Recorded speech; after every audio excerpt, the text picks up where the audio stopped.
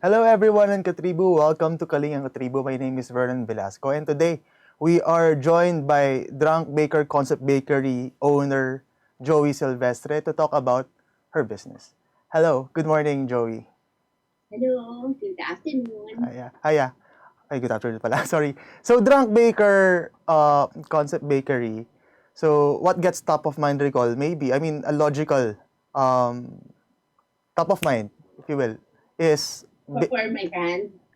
dessert and Yes, alcohol. it's an online shop. Mm-hmm. I'm selling baked treats with liquor infused.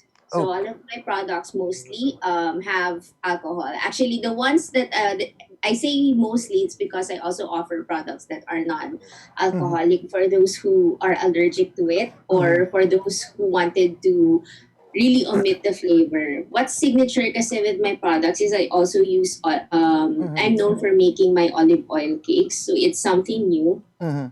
There are some parents who would want to use it for or have it as gifts sa mga children's parties or sa mga friends nila. So they can request for the liquors to be removed.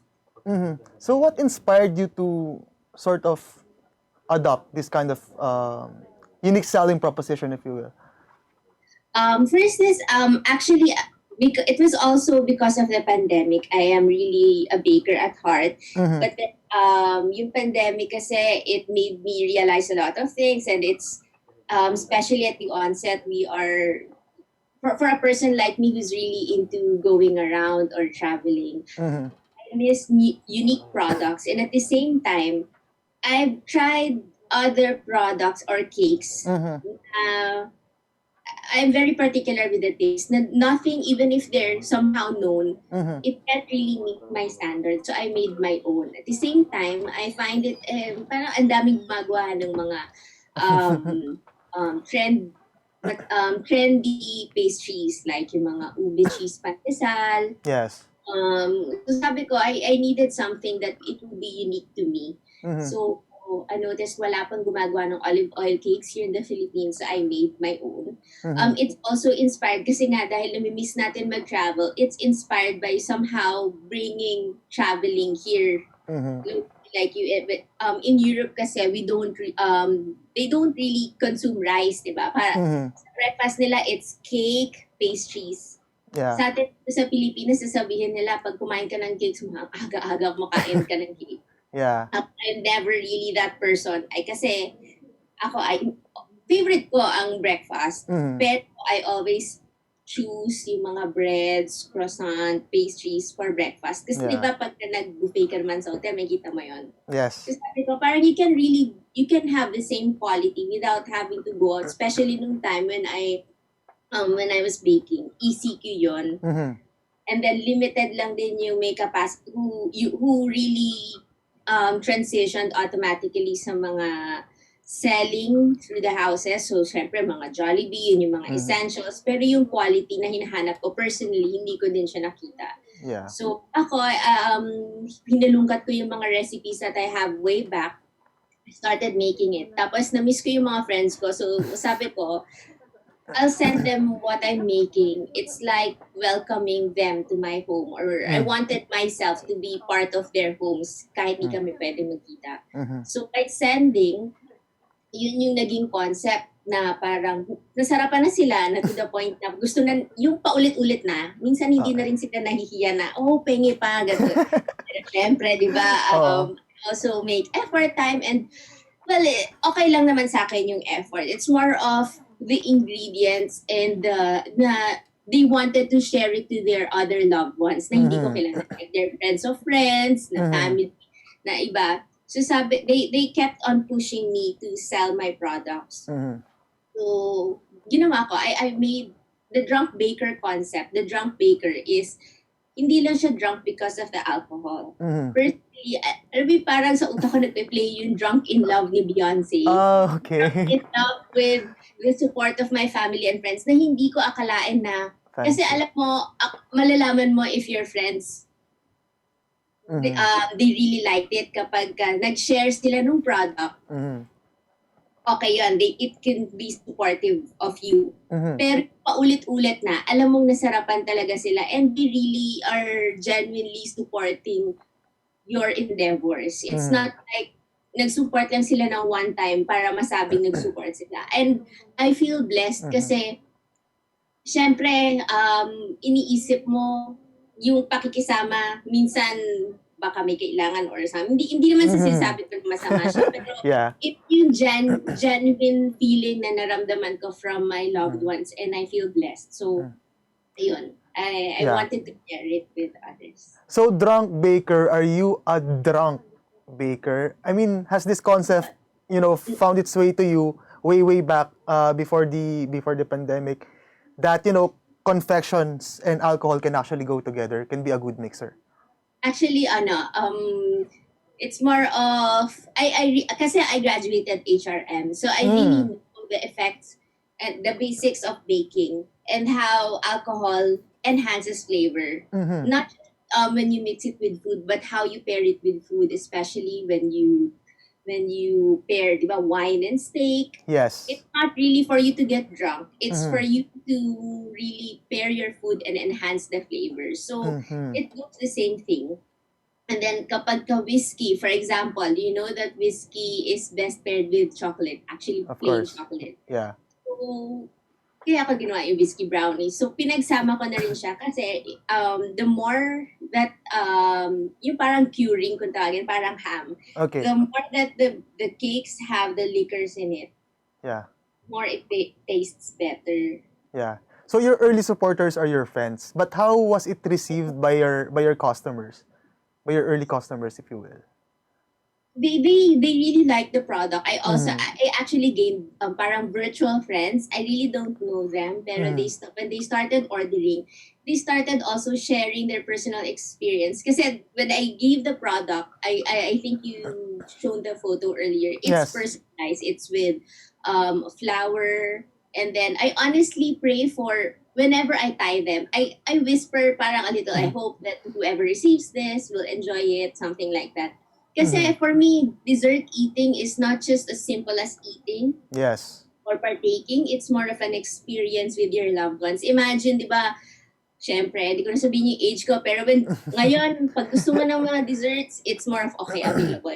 But when you were younger, yes, there are chocolates, but the Mhm. best ones are just purchased when there's an occasion. Mhm. Sometimes it's the reason pa nga for you to gather, parang tulog ka or may nap ka, tapos may umuwi Mhm. si mommy or si daddy, may cake, gising kayo para kumain, Mhm. something like that. Yeah. So it's that moment that I wanted to share with them na na-feel nila as I make my note cards and as Mhm. I craft it. They share their personal experience. And then, syempre, when I started, wala pang occasion siguro nangyari sa buhay nila. And then, they started requesting mga personalized orders, like Mhm. removing some stuff, adding some fruits, like this and like that.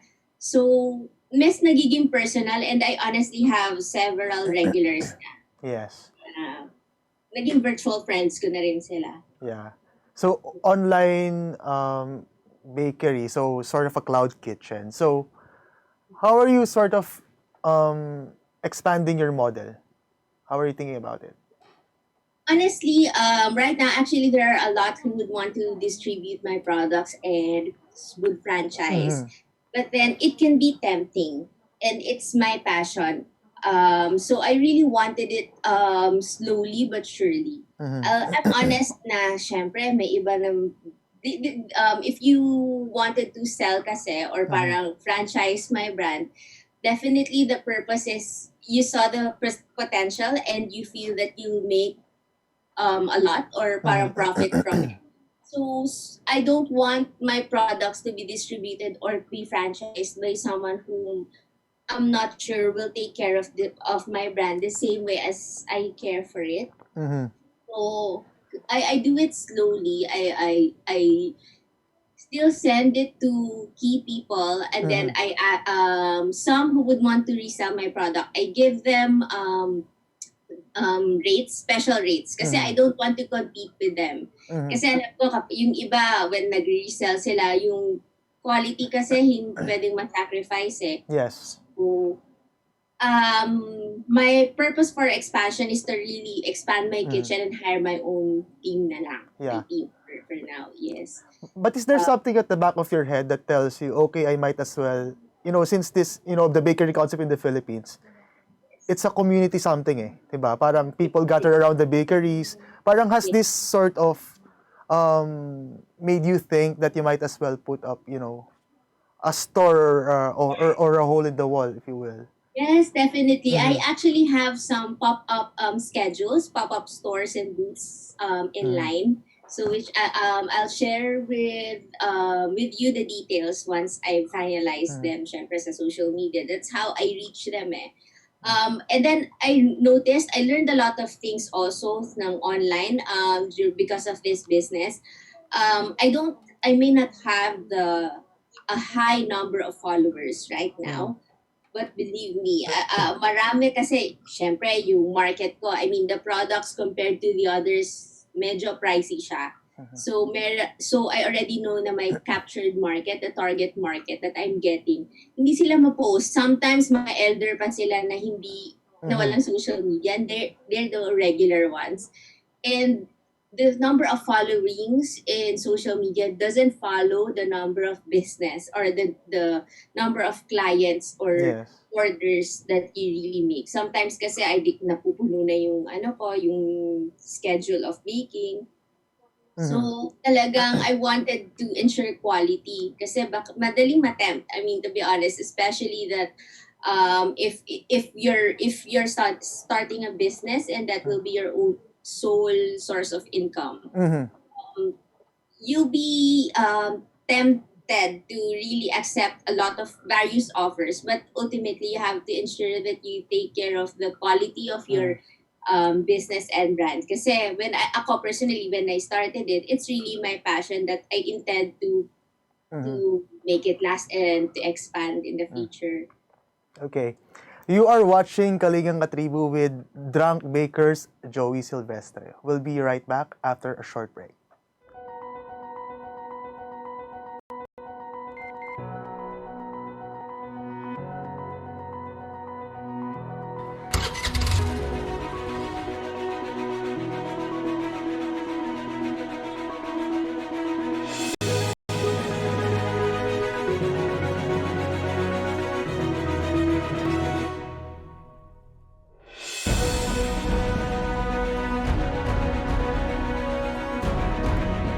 Iba ng panahon, ang dami ng bago ngayon.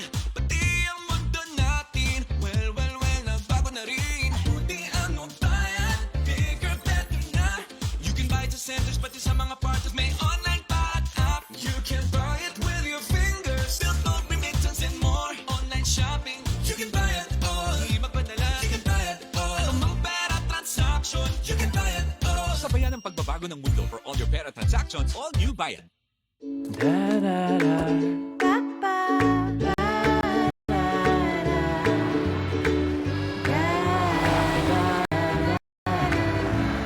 Make long distance easy with the Mirage G4.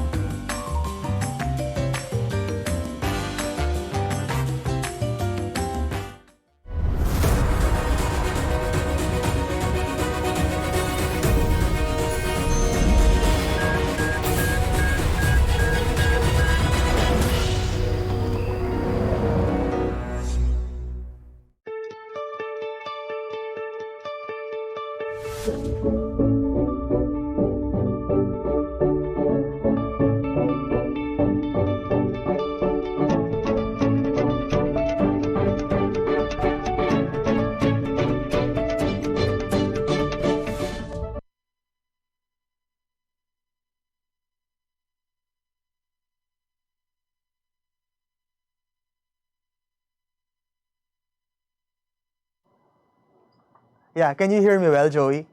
Yeah. Yeah. So, we've talked about the USPs. So, what is your most famous alcohol-infused treat, if you will?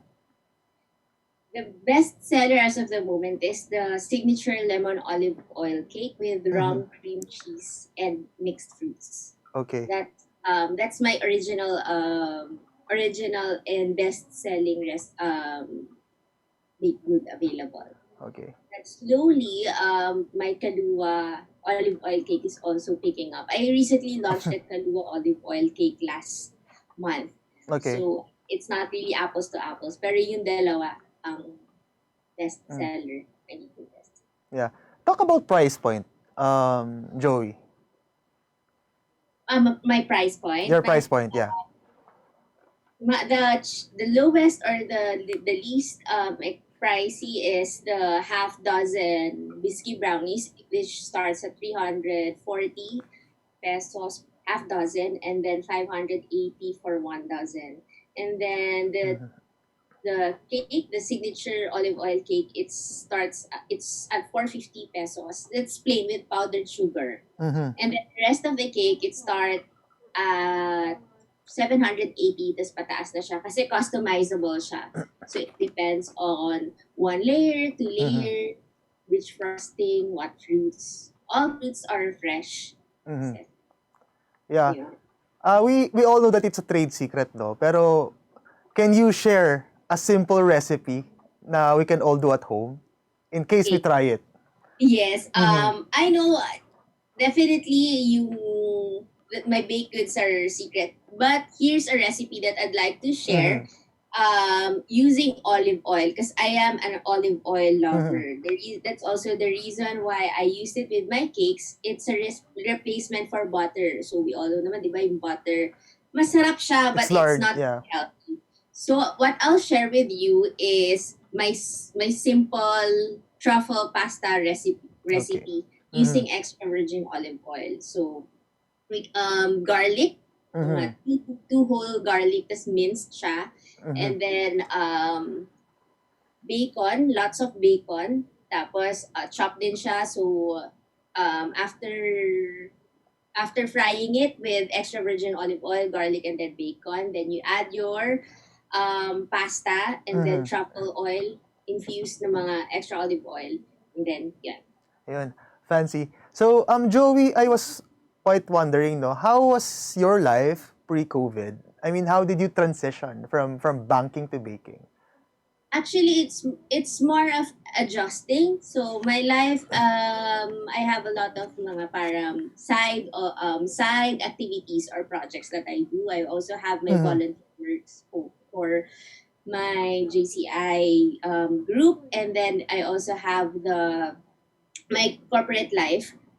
Yun, medyo busy. But then before kasi, it's a full work week schedule, and at the same time, I think because of the pandemic, parang everybody's experiencing naman the transition that we are still adjusting kasi iba-ibang needs na kailangan sundan.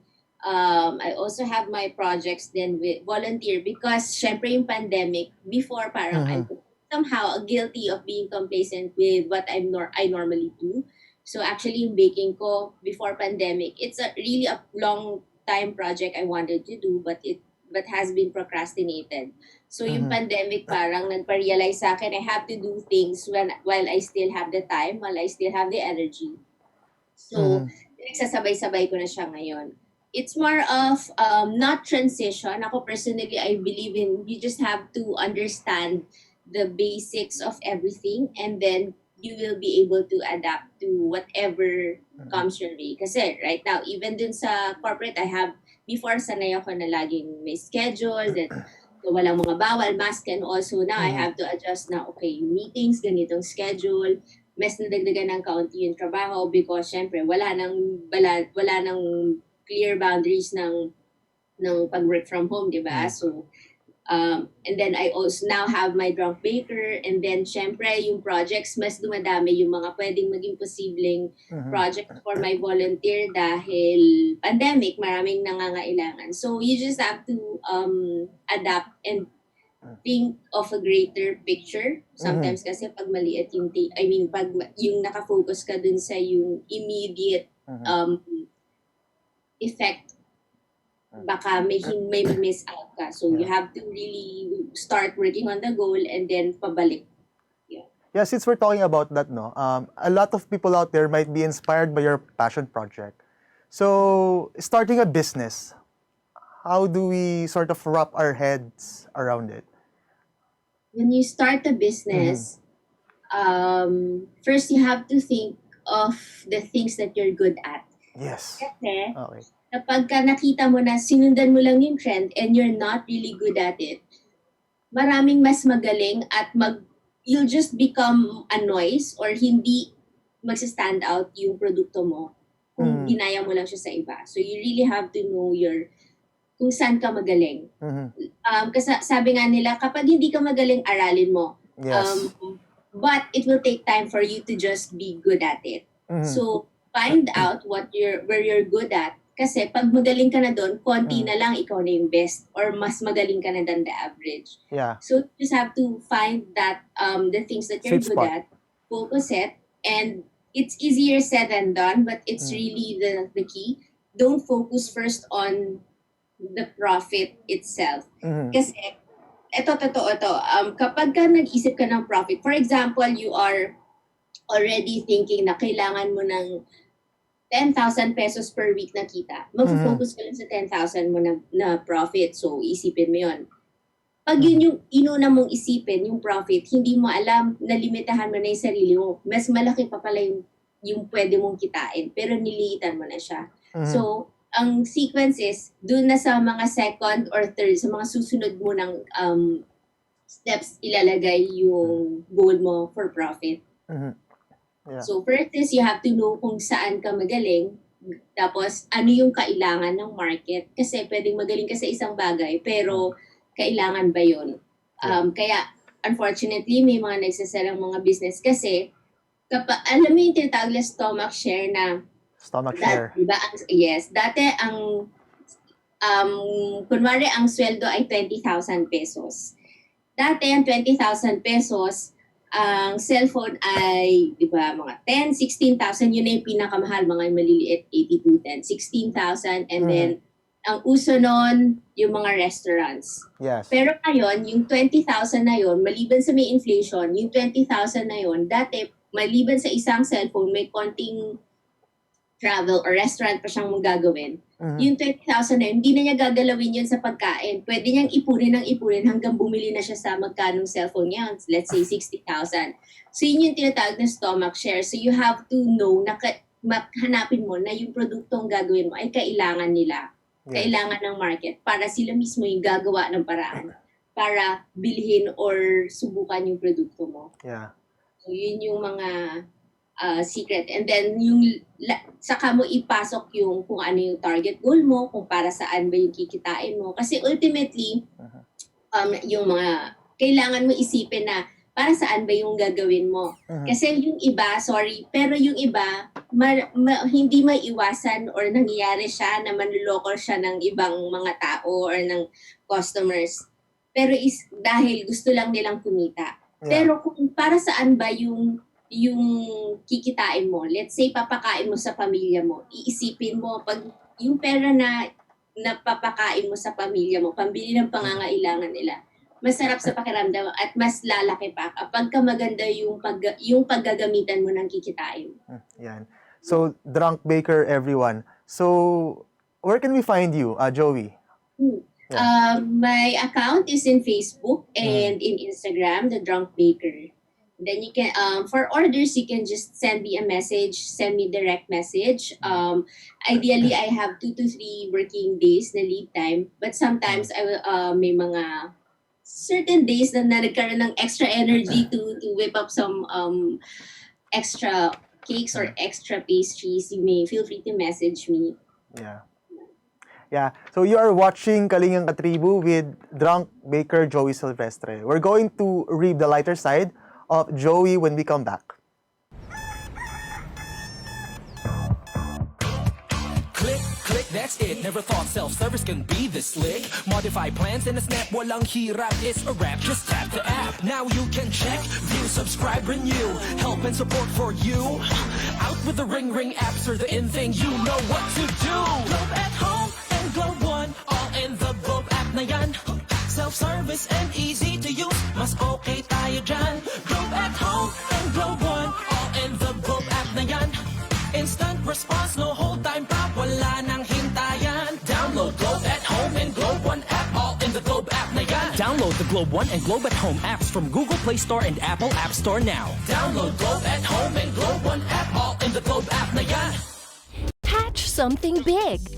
The all-new Honda City hatchback with 4 seating modes. Utility mode, long mode, tall mode, refresh mode. The all-new City hatchback. Hatch more life. Fiber is the free and secure way to connect with friends and family anywhere. Send messages and make phone and video calls for free. Download Viber now.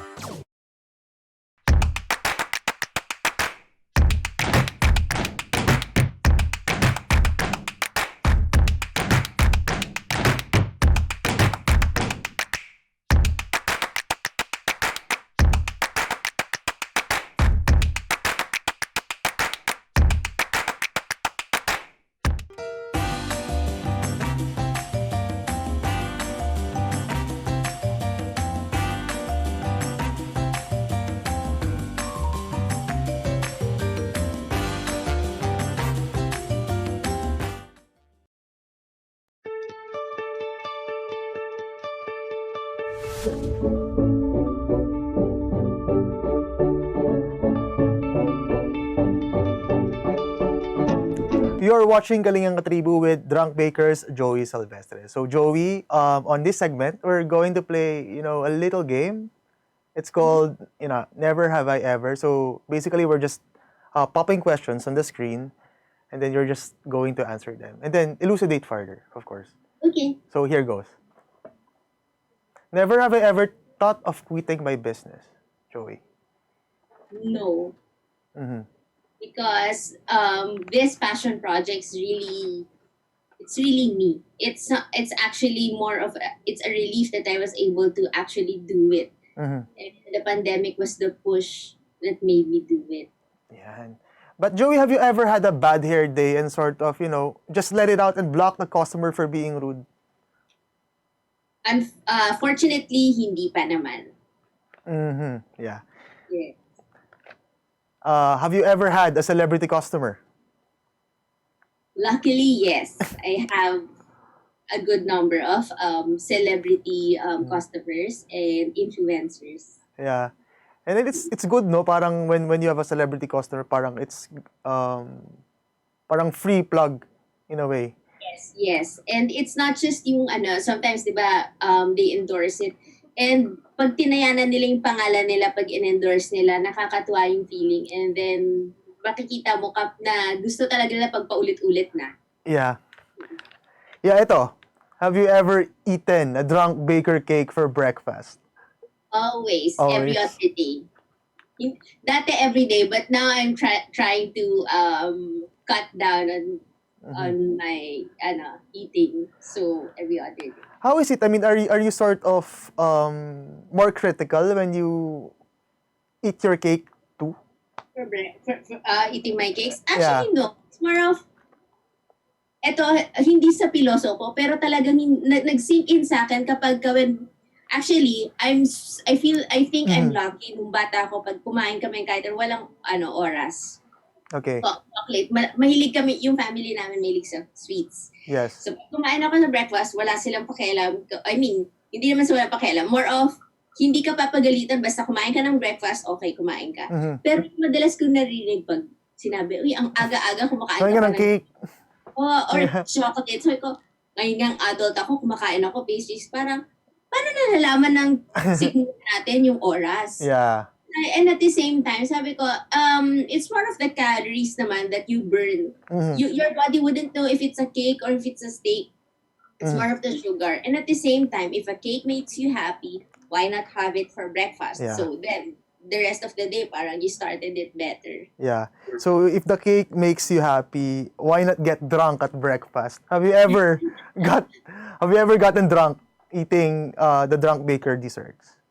No, never. Because Mhm. when alcohols are cooked, Yes. nawawala na yung alcohol effect niya. It's just the taste that left. Oh. Nagdi-dissipate na yung alcohol. I'll remember that, yeah. Yeah. So, yeah, it has been a delight, Joey, to have you here at Kalingang Katribu. Final words. The same here. Thank you for having me, and I really enjoyed our conversation. Yeah. Thank you. Joey Silvestre, Drunk Baker. Follow her on Facebook and Instagram and, get your orders now. So, Thank yeah. you. And that's it for today's Kalingang Katribu. My name is Vernon Velasco. Good afternoon.